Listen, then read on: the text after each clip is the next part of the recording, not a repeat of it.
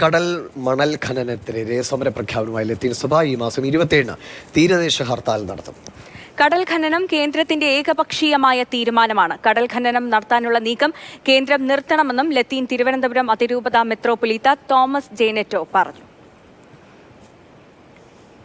അമൽ തെന്നപ്പറമ്പിൽ വിവരങ്ങളുമായിട്ട്. അമൽ, ഇന്ന് പത്രങ്ങളിലൊക്കെ വളരെ വിശദമായിട്ടുള്ള വിഷയമാണ്. കേരളത്തിന്റെ ഒരു എതിർപ്പുകൾ പരിഗണിക്കാതെയാണ് കേന്ദ്രം ഈ കാര്യങ്ങളുമായി മുന്നോട്ട് പോകുന്നതെന്നാണ് കേരളം പറയുന്നത്. കേന്ദ്രം പക്ഷേ വേണ്ട പഠനം നടത്തിയെന്നാണ് കേന്ദ്രവും പറയുന്നത്. എങ്ങനെയാണ് പ്രതിഷേധങ്ങൾ ആരംഭിക്കുന്നത്?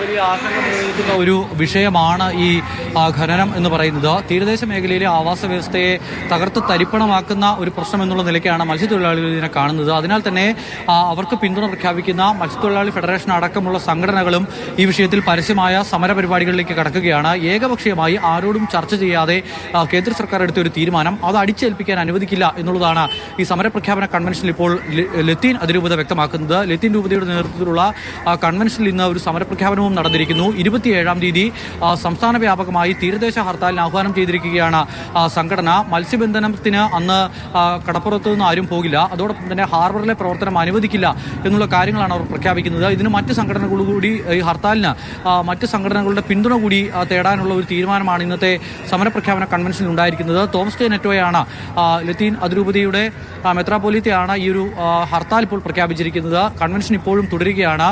മത്സ്യത്തൊഴിലാളികളുടെ ആശങ്ക പരിഹരിക്കാതെ ഖനനം ഒരു വിധത്തിലും, അത് ആലപ്പുഴ മുതൽ ഇങ്ങോട്ട് കൊല്ലം അടക്കമുള്ള മേഖലകളിലൊക്കെ വലിയ തോതിലുള്ള പാരിസ്ഥിതിക ആഘാതം ഉണ്ടാക്കാൻ പോകുന്ന ഒരു പ്രശ്നം എന്നുള്ള നിലയ്ക്ക് അതിനെപ്പറ്റി പഠനമൊന്നും നടത്താതെ ഏകപക്ഷീയമായി അടിച്ചേൽപ്പിക്കുന്ന ഒരു തീരുമാനം നടപ്പാക്കാൻ അനുവദിക്കില്ല എന്നുള്ളതാണ് ഇപ്പോൾ മത്സ്യത്തൊഴിലാളി സംഘടനകളും അതോടൊപ്പം തന്നെ അവർക്ക് പിന്തുണ നൽകുന്ന സംഘടനകളും പ്രഖ്യാപിക്കുന്നത്. ദിവിഷ്, വിവരങ്ങൾ നൽകിയത്.